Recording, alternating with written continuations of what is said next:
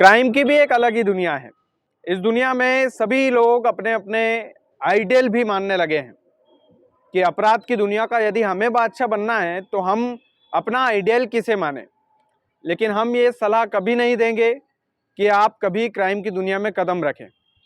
लेकिन कई सारे लोग अब अपना प्रोफेशन क्राइम की दुनिया में यानी कि अपराध की दुनिया में बनाने के लिए कई जगह पर रिसर्च करते हैं। तो आज के वीडियो में हम आपके लिए लेकर आए हैं कि देश के टॉप 5 गैंगस्टर कौन से हैं। आखिरकार किसे बड़ा गैंगस्टर माना जाए।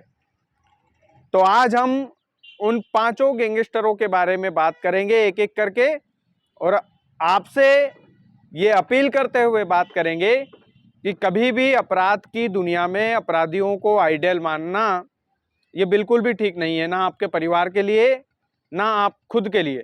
अगर आइडियल मानना ही है तो आप भगत सिंह को मानिए, सुखदेव को मानिए, राजगुरु को मानिए, महात्मा गांधी को मानिए, चंद्रशेखर आजाद को मानिए, हमारे फ्रीडम फाइटर्स को मानिए। लेकिन चूंकि हम मीडिया में काम करते हैं तो हमारी ये फितरत भी है कि हम आपको वो हर खबर दिखाएं जो लोग देखना चाहते हैं। तो आज हम टॉप 5 गैंगस्टरों की बात इस वीडियो में करने वाले हैं। सबसे पहले तो जग जाहिर है, लॉरेंस बिश्नोई का नाम सबसे पहले आता है। लॉरेंस बिश्नोई के बारे में आप सब कुछ जानते होंगे, बताने की आवश्यकता नहीं है। तो पहले नंबर पर तो वही है जिसने गैंगस्टरों की दुनिया में अपना नाम जेल के भीतर बैठे बैठे कमाया है। कैसे वो अपनी क्राइम की दुनिया को चलाता है, किस तरीके से वो लोगों से सुपारी मांगता है, सोशल मीडिया पर बाकायदा खुलेआम ये कबूल भी करता है कि ये खून हमने किया है, ये फिरौती हमने मांगी है।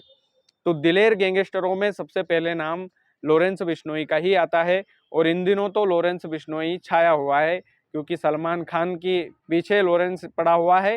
बाबा सिद्दीकी के मर्डर केस में उसका हाथ था। सिद्धू मूसेवाला की हत्या कबूल लॉरेंस बिश्नोई गैंग ने की थी। पप्पू यादव से लेकर देश के कोने कोने में लॉरेंस बिश्नोई के चर्चे हैं। तो देश का पहला और नामी गैंगस्टर तो लॉरेंस बिश्नोई को ही हम मानेंगे। दूसरे गैंगस्टर की अगर बात करें तो वो अब इस दुनिया में नहीं है।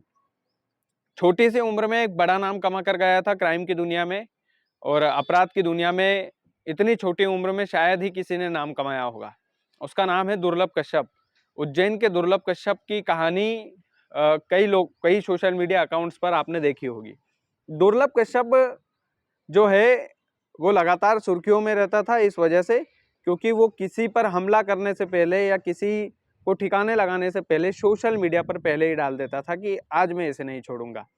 तो सोशल मीडिया की दुनिया में दुनिया से वो अपराध की दुनिया में आया। बाबा महाकाल की नगरी में वो पैदा हुआ और उसका पहनावा भी अलग ही था। छापी वो पहनता था, काला सुरमा लगाता था, टीका लगाता था और बिल्कुल कम उम्र का गैंगस्टर था और उसने पूरे देश में नाम कमाया। और दूसरे नंबर पर मैं मानता हूं कि चाहे दुर्लभ कश्यप इस दुनिया में नहीं है लेकिन मरकर भी वो कई लोग उसे फॉलो करते हैं। तो दुर्लभ कश्यप भी दूसरे नंबर पर, देश के दूसरे नंबर पर गैंगस्टरों की गिनती में आता है। तीसरे नंबर की अगर हम बात करें तो गोल्डी बरार का नाम आपने सुना होगा। गोल्डी बरार जो है वो लॉरेंस बिश्नोई का गुर्गा है और एक खुले इंटरव्यू में लॉरेंस ने यह भी बोल दिया था कि मेरे मरने के बाद गोल्डी बरार ही इस दुनिया को क्राइम की दुनिया को संभालेगा, यानी कि जो मेरी उपाधि है वो हम गोल्डी बरार को देंगे। अगर मैं इस दुनिया में नहीं रहा तो गोल्डी बरार मेरी गैंग को चलाएगा। तो लॉरेंस बिश्नोई ने जब ये बात बोल दी तो गोल्डी बरार में कुछ तो दम होगा। गोल्डी बरार जो है विदेश में रहकर के, खास करके कनाडा में ज़्यादातर पाया जाता है, विदेश में रहकर के पूरी प्लानिंग करता है और प्लानिंग के अनुसार जैसा लॉरेंस बिश्नोई उसको आदेश देता है वैसा ही गोल्डी बरार करता है। तो तीसरे नंबर पर गोल्डी बरार बड़ा खूंखार गैंगस्टर है और बड़ा ही खतरनाक गैंगस्टर है। चौथे नंबर पर अगर हम बात करें तो चौथे नंबर पर सलमान लाला जो इंदौर का रहने वाला है, वो भी दुर्लभ कश्यप के बराबर ही है। लेकिन इंडिया टुडे ने इन दोनों के ऊपर एक मैगजीन छापी थी। अब इंडिया टुडे ने इन दोनों पर मैगजीन छापी तो कुछ तो दम वाली बात होगी।